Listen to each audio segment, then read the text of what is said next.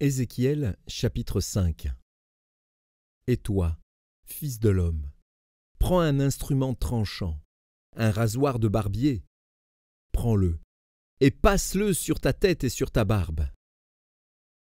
Prends ensuite une balance à peser, et partage les cheveux. Brûle-en un tiers dans le feu, au milieu de la ville, lorsque les jours du siège seront accomplis.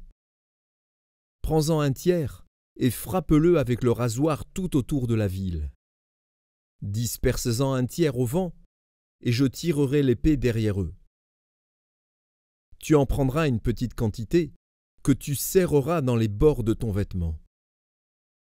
Et de cela tu en prendras encore quelques-uns, que tu jetteras au feu et que tu brûleras dans le feu.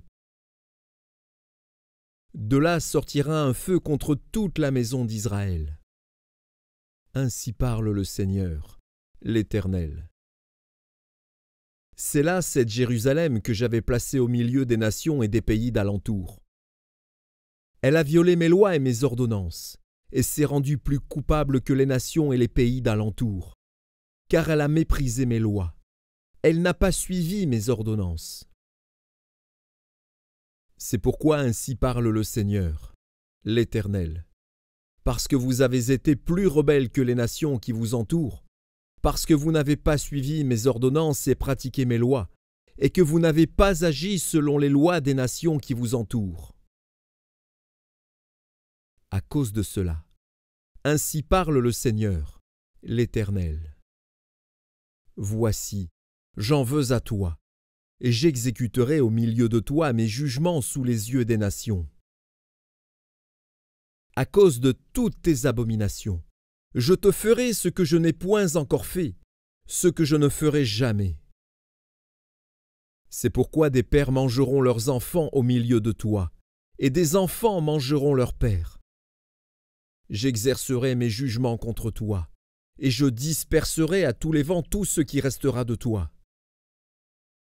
C'est pourquoi je suis vivant, dit le Seigneur, l'Éternel. Parce que tu as souillé mon sanctuaire par toutes tes idoles et toutes tes abominations. Moi aussi je retirerai mon œil, et mon œil sera sans pitié.